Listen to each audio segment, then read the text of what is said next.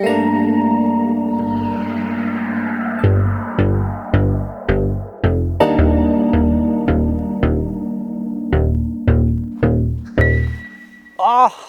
kæft, mand, hva'? Jamen, jeg hedder Johan, og jeg er, hvis man kan sige sådan, en del af Arnakke Festival-familien. Festivalen startede som en fødselsdag. En fødselsdag for 2 af de frivillige, der er her,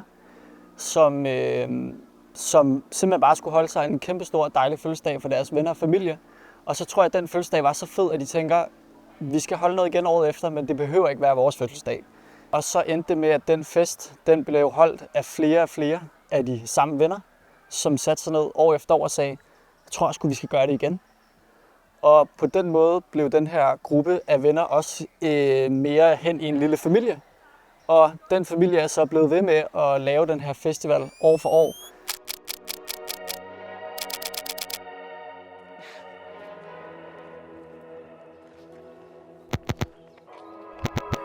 Køkkenet er sådan lidt hjertet af festivalen, og det er mega fedt for os, at det er et sted, hvor man kan komme hen, så hvis man ikke ved, hvor man skal gøre sig selv på festivalen, eller lige gå hen, og man ved, at man altid kan komme ind i køkkenet og kan stå og snitte lidt ting, eller tage en snak, så man ligesom har et sted at gå hen på den festival.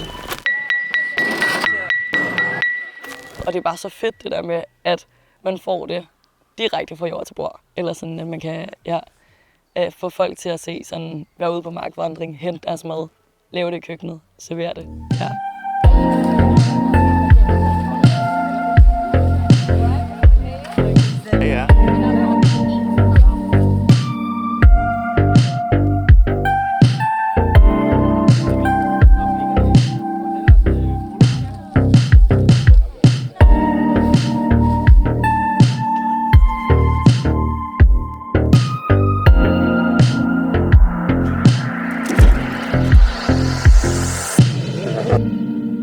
Det er 6. gang, mig og Søren er her sammen.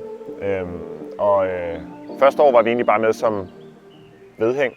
Og så da vi kom frem, så var der ligesom sat noget musikudstyr op, men der var ikke rigtig nogen, der gjorde så meget ved det. Så gik vi over og drejede på nogle knapper og fik det til at lyde en my bedre. Det er virkelig sjovt at prøve noget, man er lidt usikker på. Og så hvor ofte får man lige smidt en hel scene i hovedet og siger, værsgo, det er jeres, I må gøre, hvad I vil. Det er sgu ret sjovt.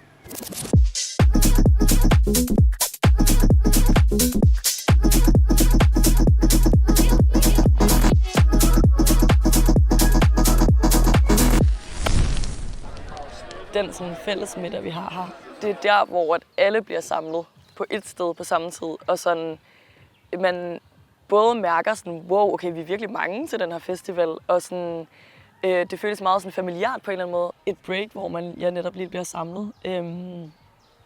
Det synes jeg er et godt forum, og maden faciliterer det ret godt.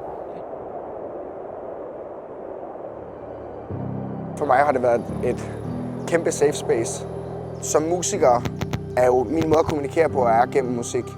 Det er min nemmeste måde at kommunikere mine følelser på er gennem musik. Så en ting er, at jeg faciliterer, at andre kan gøre det som lydtekniker og som mixer, men jeg har ligesom selv stået på den anden side stort set alle årene og stået og performet musikken og mærket, hvor meget det Arnakke-publikum giver igen. Den tryghed, man kan mærke, og som hvis man så koncerten i går, man kunne se på Matti, forsangeren af det ene band, der spillede. Han blev også rørt over at se, hvor godt folk greb musikken. Og det tror jeg også, Karl kan back mig op i. Der er så mange steder, man kan spille koncerter, hvor det får man bare ikke. Det er bare ikke en givet ting, at man bliver grebet så godt af et publikum.